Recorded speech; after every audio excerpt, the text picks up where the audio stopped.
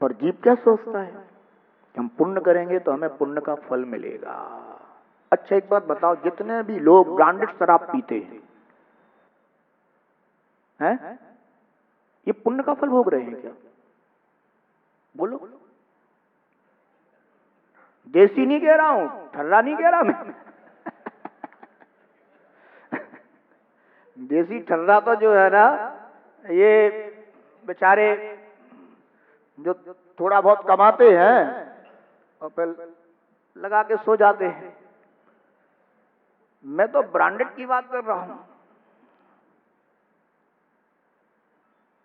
ये जितने भी ब्रांडेड शराब पी रहे हैं, इनके पास संपदा तो है ना, पैसा तो है ना, धन वैभव, ये तो सब पुण्य के उद्देश्य उन्हें प्राप्त हुआ है ना।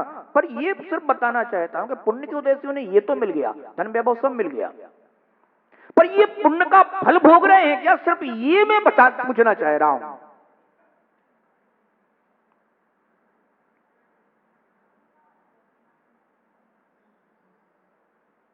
जानते हो पुण्य का फल क्या होता है? आचार्य कुंदकुंद देव ने श्री प्रवचन सार जी में कहा, पुण्य फला अरिहंता। क्या कहा? आचार्य देव कहते हैं कि पुण्य फला अरिहंता। अरहंत, अरिहंत पद की प्राप्ति होना ये पुण्य का फल है। अरिहंत पद की प्राप्ति का मार्ग प्राप्त होना ये पुण्य का फल है। अरिहंत प्राप्ति रूप धर्म का प्राप्त होना ये पुण्य का फल है। अरिहंत पद की प्राप्ति रूप में जो मार्ग का ज्ञान है, ऐसा सम्यक उपदेश आदि प्राप्त होना ये पुण्य का फल है।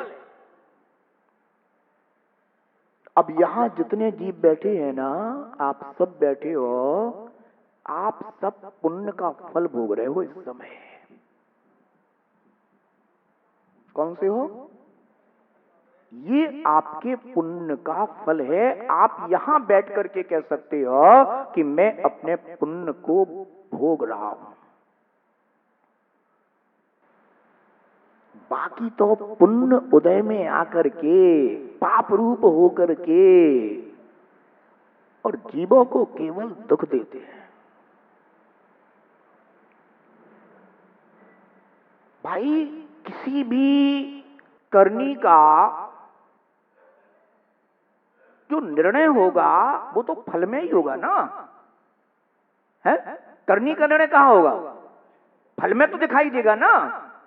जैसे आपका बेटा साल भर पढ़ा, साल भर उसने जो भी करनी करी, परीक्षा देने के बाद ही तो उसका पता चलेगा कि तूने, तो उसका परिणाम ही तो बताएगा कि तूने आखिर क्या किया, क्या भोगा, क्या किया तू।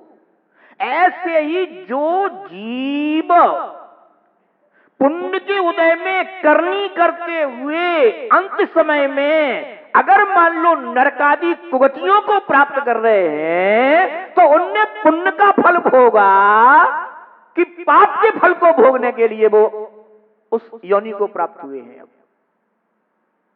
उनका पुण्य पाप रूप में हुआ है, इसलिए उनका फल किस रूप में हो रहा है? अब पाप रूप में दिखाई दे रहा है। और आपने क्या किया? भले ही इस समय आप यहां बैठे हैं, हो सकता है कुछ लोग भाव से आए हों कि नहीं, ऐसी जिनेंद्रियों की वाणी रोज रोज सुनने को नहीं मिलती, अपना पुण्योदय हुआ है तो मुझे इस वाणी को अवश्य सुनना है, ऐसे भाव से आए हैं। हो सकता है कुछ लोग इस तरह से आ गए हों कि मंदिर आए थे, सोचा कि चलो उपदेश हो रहे, चलो बैठ जाओ थोड़े, है ना? कुछ भी हो सकता है।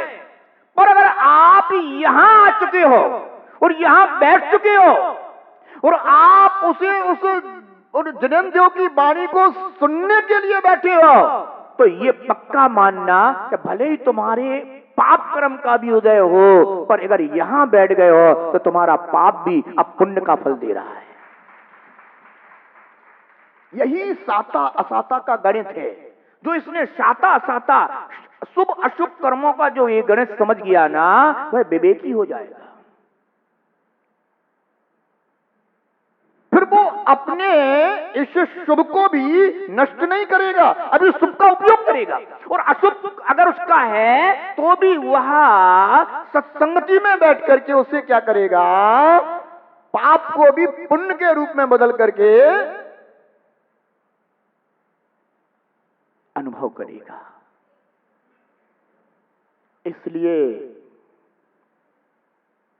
पुण्य पाप ये कर्म तो अपनी जगह हैं, पर पुरुषार्थ से जीव उन्हें पुण्य रूप या पाप रूप बना देता है। आया ना समझ में?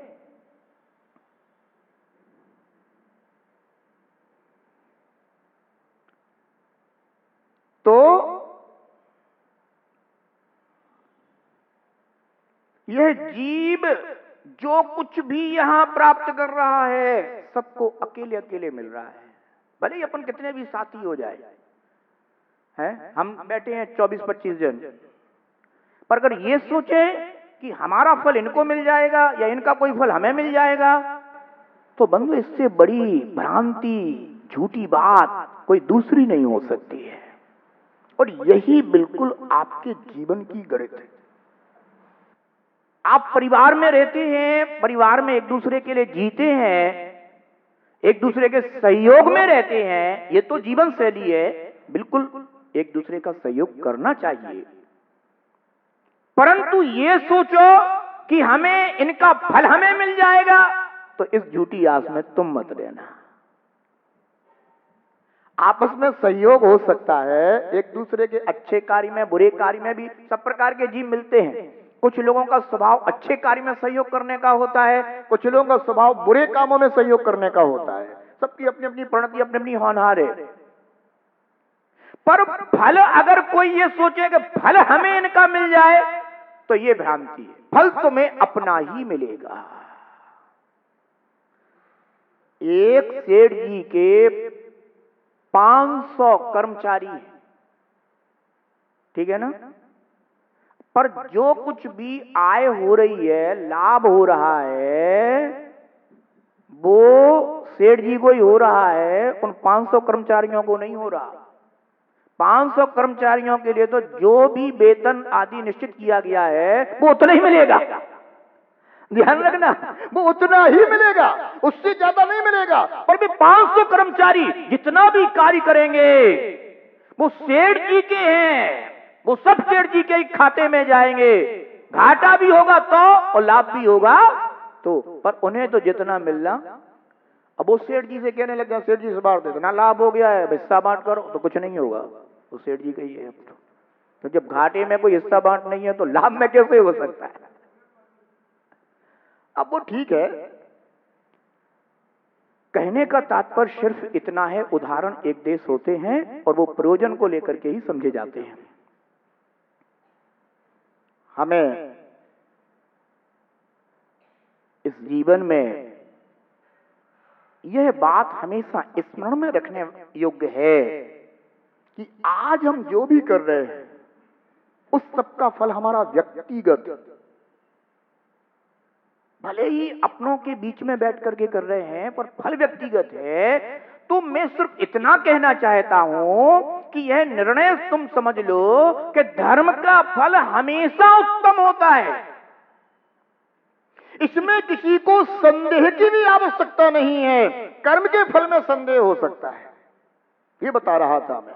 कर्म के फल में संदेह हो सकता है, पुण्य पाप रूप में भी आ सकता है और पाप पुण्य रूप में भी आ सकता है। यही वाणी है प्रभु की। यद्यपि तुम्हारा पुरुषार्थ ठीक होगा तो तुम्हें पुण्य का और अच्छा फल मिल जाएगा, वो तुम्हारे ऊपर है। पर प्रभु ने तो बता दिया कि देखो ऐसा ऐसा स्वभाव है इन लोगों का, पाप का और पुण्य का, इन दोनों का ऐसा स्वभाव है, समझ लो इन दोनों को। इसलिए जीव अपनी अध्यात्म की यात्रा करता है। वो सोचता है कि जब इन दोनों का स्वभाव ऐसा है, तो मुझे इन दोनों के साथ अब मित्रता नहीं करनी। क्योंकि ये हमें कब कहां गड्ढे में पटक दे नहीं कहा जा सकता है, कब मेरी बुद्धि को खराब कर दें। बंधु, ये कोई जरूरी नहीं है कि अपने पास धन संपदा हो जाएगी तो हमारी बुद्धि ठीक रहेगी। सबसे ज्यादा बुद्धि उन्हीं की खराब होती है ना। क्योंकि प्रभु सोचते हैं कि अब इसका क्या करें, तो फिर नाना प्रकार के अपने शौक पूरे करने में लग जाते हैं, न जाने काय काय में लग जाते हैं। पर तो ये कोई जरूरी नहीं है। यद्यपि ऐसे भी जीव हैं, ये भी नहीं कह रहा कि सर्वथा ही ऐसा हो, ऐसे भी भव्य जीव हैं कि जिनके पास अपार है ना धन संपदा होने के बाद भी वे विवेकी हैं, किसी प्रकार के कोई भी गलत आचरण उनके नहीं है, मर्यादाओं में रहते हैं। ऐसे भी जीव हैं। बंधु, हम लोग को ऐसे लोग भी मिलते हैं, मैं सही कह रहा हूं, रास्ते विहार करते ऐसे ऐसे लोग मिलते हैं कि जिन्हें खुद अपनी संपदा का पता नहीं होगा, और सात्विक जीवन उनका इतना कि ये समझो कि सौंप से बाड़ी भी नहीं खाते होंगे। ऐसे लोग भी हैं, और कुछ ऐसे भी होते हैं कि खैर अपने अपने ये कर्म है। ध्यान रखना, इन कर्मों से दोस्ती करने वाली बात नहीं है। कर्म अपन को करना है तो अच्छे कर्म करें, ये बात तो ठीक है, यही मार्ग है, यही विवेक है। पर इन कर्मों के भरोसे बैठ करके अगर आप ये सोचो कि हमें पूर्ण शांति मिल जाएगी, तो भूतो ना भविष्य थी, ना भूतकाल में कभी किसी को मिली है और ना भविष्य में कभी किसी को मिलेगी। अगर सच्ची शांति अगर मिलेगी तो एकमात्र अपने स्वभाव से मैत्री कर ही मिलेगी। इसलिए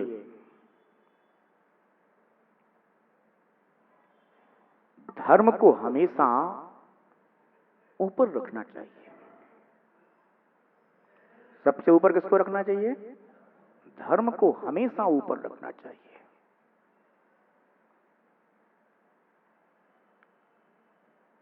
आप धर्म को कितना भी मान लीजिए, जैसे गुब्बारा होता है ना, गुब्बारे को आप पानी के अंदर कितना भी डुबोएं, वो आपका कर्म हो सकता है। आप ये सोचोगे नहीं हम श्रेष्ठ हैं, गुब्बारा पानी के अंदर जाएगा, तो तुम कितना भी तुम गुब्बारे पे बैठे रहोगे ना, तो जरूर ऊपर रहोगे, और गुब्बारे से नीचे गए तो तुम भी नीचे चले जाओगे, पर गुब्बारा ऊपर ही जाएगा। ध्यान रखना है? वो आपको सुरक्षा देगा, आप उसका साथ लिए रहेंगे तो डूबेंगे नहीं। पर उसको अगर तुमने डुबाने की, तुमने नीचा करने की उसको, तो वो भले ही नीचे दब जाए तुम्हारे कोशिश से, पर उसका स्वभाव ऐसा नहीं है, जैसे ही छोड़ोगे वो तो ऊपर ही आएगा। धर्म हमेशा स्वयं ऊपर रहता है, उसका साथ करने वाले जो जीव होते हैं उन्हें भी वह ऊपर ले जाता है। इसलिए धर्म को हमेशा अपने कर्म से ऊपर ही रखना,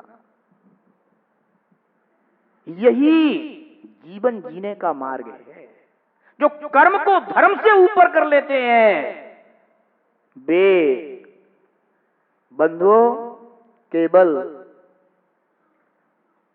अज्ञानता का ही परिचय देते हैं, वो कभी ऐसा नहीं हो सकता। इसलिए हम सभी को कल से आचार्य भगवान योगेंद्र देव उनकी महिमा गानी है, उनका गुणगान करना है, और केवल उनकी महिमा नहीं गाना, उनका गुणगान नहीं करना, वो जो कह रहे हैं उस रूप हमें अपने को देखना है, अपने को महसूस करना है। समझ गए ना? है? ध्यान रखना, जीवन जीने का क्रम आपका अनवरत चलता रहेगा, पर उस जीवन जीने के क्रम में थोड़ा सा परिवर्तन करके, और धर्म हमारे लिए सर्वोपरि है। धर्म सर्व सुखा करो हित करो, आचार्य भगवान कहते हैं कि धर्म सर्व सुखा करो, धर्म सर्व सुख को करने वाला है, और हित करो और साथ में हित को भी करने वाला है ना। तो ऐसे धर्म की महिमा हमें इस पंचम काल में भी प्राप्त हो रही है। यही अपना सबसे महान पुण्य का उदय है कि कली काल में भी धर्म की महिमा अपन को प्राप्त हो जाए। तो इससे बड़ा अपना महान पुण्योदय और क्या हो सकता है बंधुओं। सभी के जीवन में धर्म का स्थान हो और वह धर्म सभी को उन्नति दे, विकास दे, ऊंचाइयां दे, ऐसी मेरी सभी के प्रति सद्भावना है। जीव अकेला कर्म करे, जीव अकेला धर्म करे, धर्म कर्म दानों का फल, वही शर्म अशर्म बरे। जिन धर्म वाणी हो, जिन धर्म वाणी, दुख कष्ट न शाये रे। जीवन है पानी की बूंद, तब मिट जाए रे। जीवन है पानी की बूंद, तब मिट जाए रे। हानि अनहानि हो, हानि अनहानि, सब क्या घट जाए रे। जीवन है पानी की बूंद, तब मिट जाए रे। जीवन है पानी की बूंद, सब मिट जाए रे। जीवन है पानी की बूंद, सब मिट जाए रे। जब एक खजराट श्री शांतिनाथ भगवान की जय। परम पूजनीय आचार्य भगवान श्री पूज्यपाद स्वामी की जय। परम पूजनीय सूर्य गच्छाचार्य गुरुदेव श्री अक्षर विराट जी महाराज की जय। जिनागम पंथ जयवंत हो।